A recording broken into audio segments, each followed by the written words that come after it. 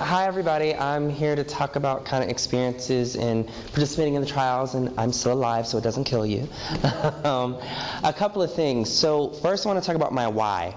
Why would I take time to do this? Because I'm tired of something I call penis envy.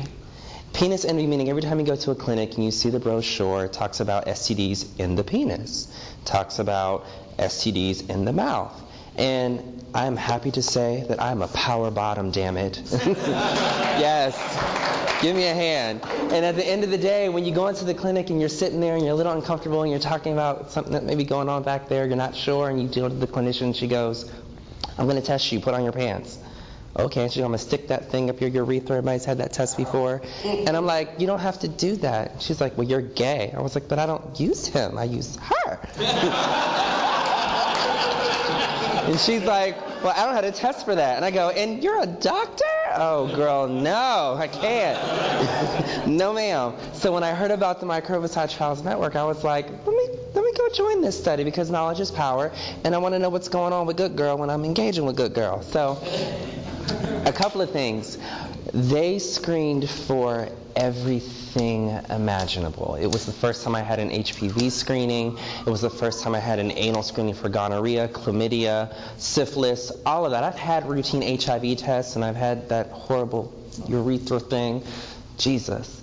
But yet now it was like, oh my God, as a bottom I feel empowered. I can find out what's going on. So when I'm having sex as a bottom, I can go, oh, so that's what that wall is. Okay, cool. And the procedure was really interesting. You come in for an HIV test, they ask you some really personal questions, but they were really cool. These are very powerful women and men, but I resonated with the women. And I was able to talk to them about all the nitty-gritty stuff that I was doing, because you don't tell mama about that type of stuff, because mama gets scared.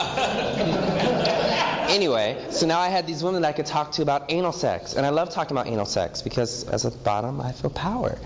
Anyway, so the first visit was all about that anal exam, and they showed a dramatic version of it. It's actually more dramatic than that, because you walk in and you see this long hose, and it's like, where's that gonna go? He's like, you can see it on the big screen. Oh, okay. And then we're gonna put this gel up there, and that last study that they talked about where they were using the vaginal gel in the rectum, I was in that before this, and she was angry with that. That was not a fun time, because it burned. But this new study where they reduced the glycerin level, it was comfortable. And to answer your question, you know, I tended to take it at night, because I was in the study where you got 7 days of it. It was like a sample a day for 7 days, and you had to take it and then text in, I just deposited, you know, blah, blah, blah. When I was asleep, it wasn't like I had to worry about voiding.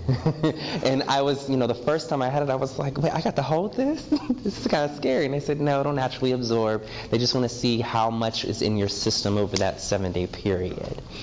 But they were always available. And what I noticed is that based upon my experiences, you know, we all have shared common experiences of getting tested and having sex.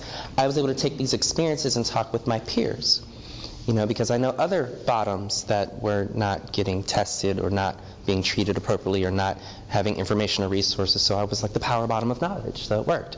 So I was talking to friends, and I ended up helping to recruit them into the study. And just being able to be a part of that mechanism was truly empowering, because now it was like, you know, we now don't have to worry about the tops always being at the helm and being treated as tops when we're not tops, but being able to have a more comprehensive approach to resources and information. I think I'm leaving things out. Yes, I'm alive. Yes, I'm still good at what I do. There's no issue back there. Yeah, she's good. And there was another question. I think there was a comment. Oh, it was you. I don't know your name. What's your name? Antonio. Antonio. My middle name is Antonio. Family. They checked for everything. So before you even got started, it wasn't just HIV, it was true anal health.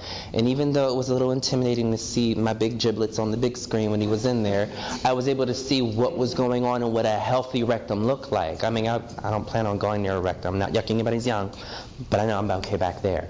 And I was also, there was something that I learned during the trial. So, anal walls.